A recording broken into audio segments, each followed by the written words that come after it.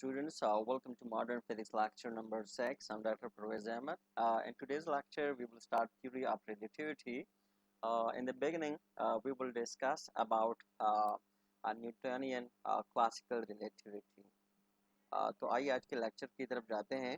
आज के लेक्चर में हम स्टार्ट लेंगे थ्योरी ऑफ रिलेटिविटी से, और थ्योरी ऑफ रिलेटिविटी में हम जो स्टार्ट लेंगे वो लेंगे न्यूटोनियन क्लासिकल रिलेटिविटी से, और फिर इसको हम लिंक करेंगे आइंस्टाइन की जो थ्योरी ऑफ रिलेटिविटी है। दो थ्योरीज है, एक स्पेशल थ्योरी ऑफ रिलेटिविटी है, दूसरी है जनरल थ्योरी ऑफ रिलेटिविटी। तो पहले हम न्यूटोनियन रिलेटिविटी से स्टार्ट लेंगे, इसको फिर हम लिंक करेंगे थ्योरी ऑफ रिलेटिविटी जो मतलब आइंस्टाइन ने पेश की है।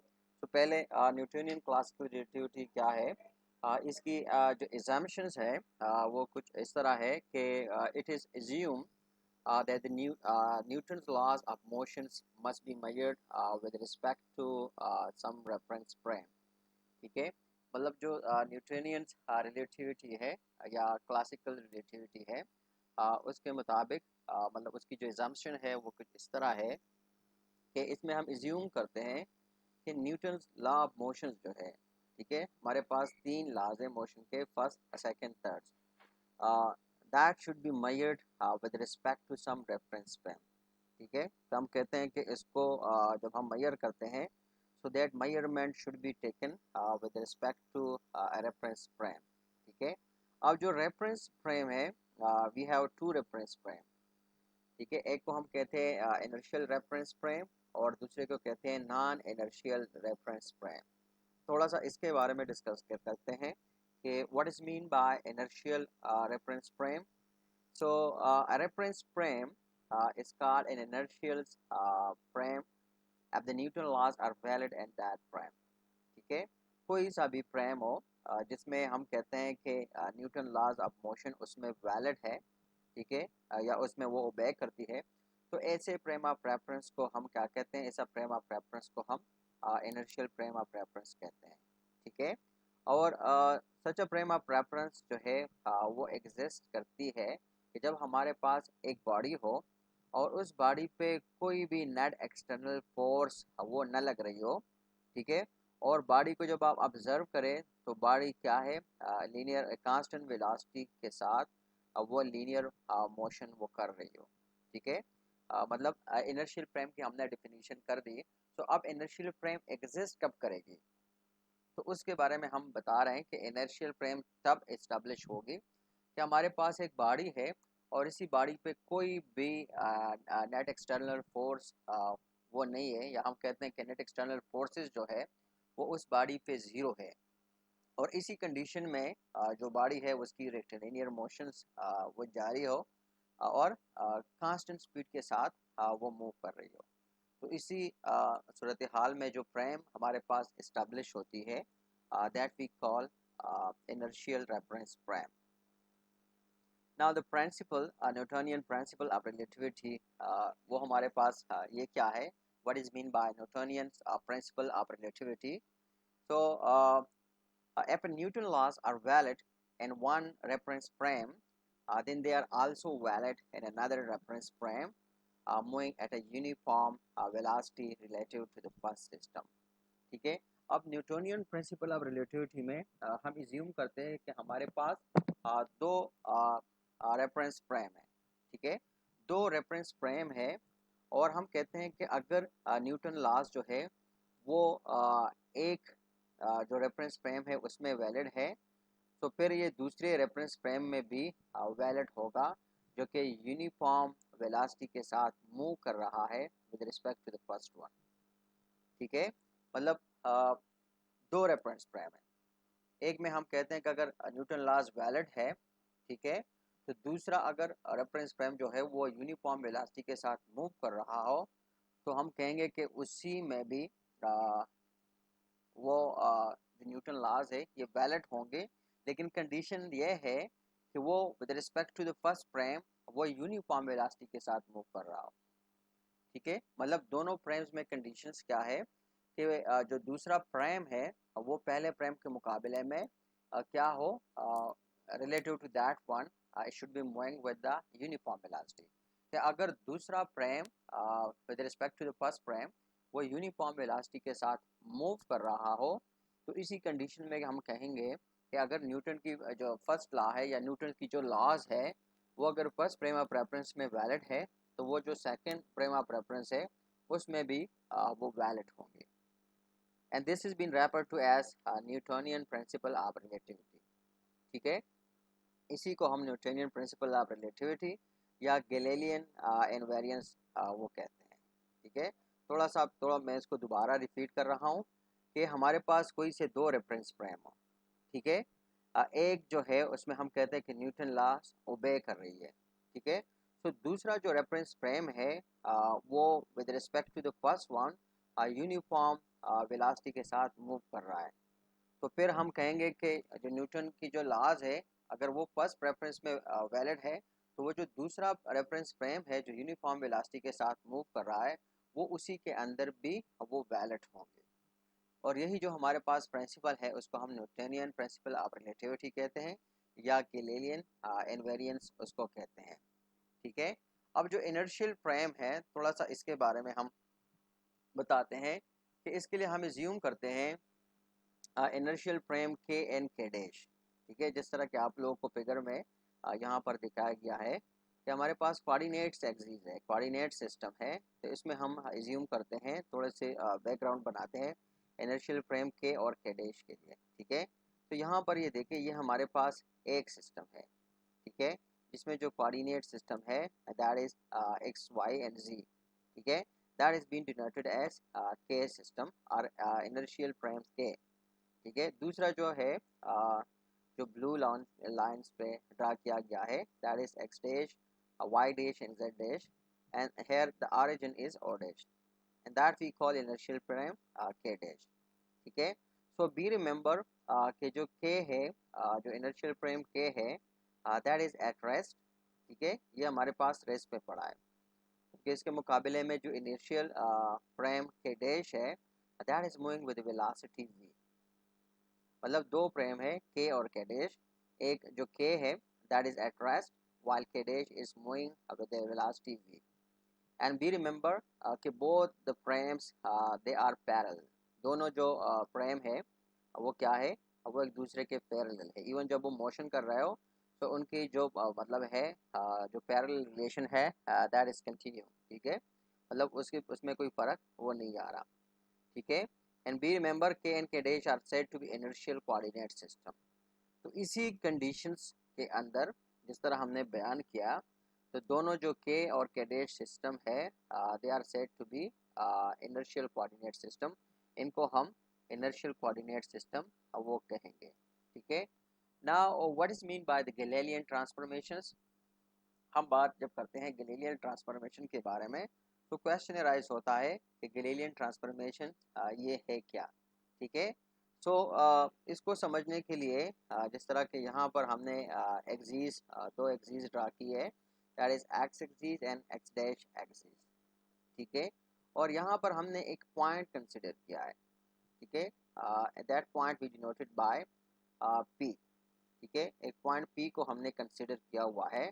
सो और इसी पॉइंट पी को हम देखते हैं दोनों जो हमने एक्सिस कंसिडर किए हैं that is inertial frame of reference में हमने दो एक्सिस मतलब जो दो फ्रेम है वो कंसिडर किए, एक फ्रेम इनर्शियल फ्रेम के एंड दूसरा इनर्शियल फ्रेम के डैश। ठीक है, तो अब जो सिस्टम के है इनर्शियल सिस्टम के है उसमें जो पॉइंट पी है this point P in inertial system K is located as p is equal to X Y Z and T. मतलब ये इसकी पोजीशंस है in system K. Similarly, in system K dash, the locations of point P will be as P is equal to x dash, y dash, z dash and t dash। मतलब ये locations है। ठीक है, मतलब ये एक simple सा example हमने दिया है to understand the Galilean transformation. एक पॉइंट को हमने कंसिडर किया है कि दो सिस्टम हमने लिए जिसमें हम कह रहे हैं कि वो इनर्शियल फ्रेम ऑफ रेफरेंसेस है। ठीक है, एक सिस्टम के डैश है दैट इज एट रेस्ट और दूसरा एक सिस्टम के है दैट इज एट रेस्ट और दूसरा सिस्टम के डैश है that is moving with the uniform velocity. ठीक है, अब जो conditions of the Galilean transformation है थोड़ा सा उसके बारे में हम जानते हैं कि गैलीलियन ट्रांसफॉर्मेशंस के लिए जो कंडीशंस है that is the axis should be parallel, कि जो एक्सिस हमारे पास होंगे that should B parallel. K dash has a constant relative velocity in the x directions with respect to k। ठीक है, दैट इज वेल अंडरस्टूड।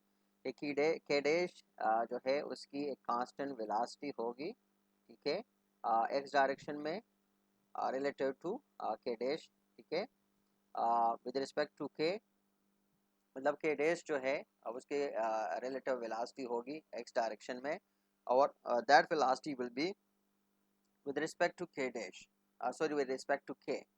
ठीक है, तो इसी कंडीशंस में हम कहेंगे कि हमारे पास जो कोऑर्डिनेट्स है, ठीक है, वो कुछ इस तरह होंगे, that is X dash will be equal to X minus V T. ठीक है, अब यहाँ पर हम कहते हैं कि dash has a constant relative velocity in X direction.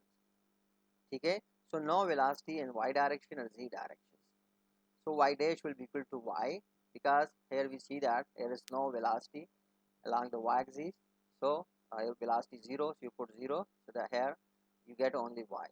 Similarly z dash is equal to z, ठीक है, and t dash is equal to t। ठीक है, टाइम जो होगा in such a conditions, जो टाइम होगा for all the observer is fundamental invariance। ठीक है, that is the same for all the inertial observer। तो जितने भी inertial observer होंगे उन तमाम के लिए टाइम जो होगा वो क्या होगा, टाइम सेम होगा। ठीक है, मतलब ये कंडीशंस हम बना रहे हैं, या कंडीशन जो है conditions of the Galilean transformation, कि पैरेलल एक्सिस होंगे, ठीक है, और इसके साथ ही मतलब जो होंगे कि डैश एक की जो है कांस्टेंट वेलोसिटी होगी एक्स डायरेक्शन में विद रिस्पेक्ट टू के, और टाइम जो है तमाम ऑब्जर्वर के लिए टाइम जो है फंडामेंटल इनवेरिएंट है, that is same for all inertial observer, कि जितने भी इनर्शियल ऑब्जर्वर होंगे उनके लिए टाइम जो है वो सेम होगा। ठीक है, so the inverse relations for that particular condition you should have to follow the two steps। ठीक है, इनवर्स रिलेशंस के लिए आपने दो स्टेप को फॉलो करना होगा, that is you should replace v with minus v। ठीक है, and step 2 replace prime quantities with unprime and unprime with the prime। ठीक है, अगर आपने इनवर्स रिलेशंस मतलब हम देखेंगे आगे गैलीलियन ट्रांसफॉर्मेशन में कि इनवर्स रिलेशंस अगर आप फाइंड आउट करोगे, तो इनवर्स रिलेशंस के लिए हमारे पास दो स्टेप है कि आपने v को माइनस वी से रिप्लेस करना है, प्राइम क्वांटिटीज़ को आपने अनप्राइम और अनप्राइम को प्राइम करना है। So when you apply this on the previous relation, अगर इसको आप इसी रिलेशन पे अप्लाई करें, यहाँ पर देखें कि माइनस को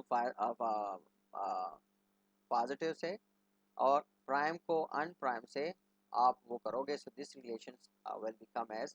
ठीक है, अब यहाँ पर देखें, यहाँ पर हमने रूल अप्लाई कर दिया, बी हमारे पास नेगेटिव था, अब इसमें ये पॉजिटिव हो गया, एक्स हमारे पास प्राइम था, ये अनप्राइम हो गया, ये एक्स हमारे पास अनप्राइम था, इट्स बिकम प्राइम। ठीक है, similarly this was unprimed, so this was prime, so now it's unprimed, और ये हमारे पास क्या था, ये हमारे पास अनप्राइम था, so it's now prime. The same continues for z and t as well। ठीक है, so the transition to modern relativity, अब मतलब जो हमारे पास जो क्लासिकल रिलेटिविटी थी या जो न्यूटोनियन रिलेटिविटी थी, जिसको हमने कहा था गैलीलियन ट्रांसफॉर्मेशंस थी, अब उसकी हम ट्रांजिशन कैसे करेंगे टुवर्ड्स मॉडर्न रिलेटिविटी। जो मॉडर्न रिलेटिविटी है अब उसमें हम कैसे जाएंगे, जो क्लासिकल रिलेटिविटी है उससे हम मॉडर्न रिलेटिविटी में वो कैसे जाएंगे। ठीक है, तो उसके लिए हम कहते हैं कि although Newton laws of motions had the same form under the Galilean transformations, Maxwell equations did not। ठीक है, कि हम कहते हैं कि हमारे पास कुछ चीज़ें हैं क्लासिकल मैकेनिज्म में, जिस तरह हमने कहा था कि क्लासिकल जो फिजिक्स है या क्लासिकल है उसमें हमारे पास क्या है, उसमें हमारे पास बेसिकली फिजिक्स की 3 ब्रांचेस वो एग्जिस्ट कर रही है. One is mechanics, second is thermodynamics and third is electricity and magnetism. ठीक है. तो अब हम कह रहे हैं कि न्यूटन्स लॉज के बारे में जब हम डिस्कस कर रहे हैं तो हम कहते हैं कि वो Galilean transformation, under Galilean transformations वो क्या है, वो सेम रहती है. लेकिन इसी ट्रांसफॉर्मेशन को जब हम अप्लाई करते हैं मैक्सवेल इक्वेशंस को, so Maxwell equations did not, Maxwell equation उसमें वो सेम नहीं रहती. ठीक है. और कल के लेक्चर में हमने बात की थी कि बहुत सारी ऐसी चीज़ें थी, बहुत सारे ऐसे नज़रियात, बहुत सारे ऐसे थ्योरीज थे कि जिस पे लोग एग्री नहीं कर रहे थे. ठीक है. So this why I mean there were some continuous development and those theories. So in 1905, Albert Einstein proposed a fundamental connections between space and time, and that Newton laws are only an approximations. ठीक है. तो अब इसी चीज़ को मतलब हमारे पास एक तरफ तो जो गैलीलियन ट्रांसफॉर्मेशंस थे उसमें न्यूटन लॉज जो है वो सेम थे. लेकिन जब उसको ट्रांसफॉर्म उसको मतलब जो मैक्सवेल इक्वेशन है उसी तनाजुर में जब उसको देखा गया, so it did not remain the same. ठीक है. सो 1905 में आइंस्टाइन ने मतलब कुछ चीज़ें प्रपोज की और उसी प्रपोजल में he showed A connection between space and time. ठीक है. आपने मतलब जो प्रपोज आइडियाज थे उसमें उसने क्या किया था कि एक रिलेशंस, एक फंडामेंटल कनेक्शंस वो शो की बिटवीन स्पेस एंड टाइम. ठीक है. और इसमें जो न्यूटन लॉज है वो जस्ट एक अप्रॉक्सीमेशन की हैसियत उसमें वो रखते हैं. ठीक है. मतलब वो जो अल्बर्ट आइंस्टाइन की जो प्रपोजल्स थी जिसमें उसने क्या शो किया था, जिसमें उसने एक फंडामेंटल कनेक्शन शो किया था बिटवीन स्पेस एंड टाइम. ठीक है. And that Newton laws are only an approximation, कि उसमें उसने ये शो किया कि इसमें जो न्यूटन लॉज है वो क्या है, they are just an approximation. ठीक है. अब आगे के लेक्चर में हम फिर इस पर बात करेंगे कि वो चीज़ें क्या थी और उससे आगे क्या क्या चीज़ें मज़ीद डेवलप हुई. That's all for this lecture. Thanks for watching. See you next lecture very soon. Till then, bye bye.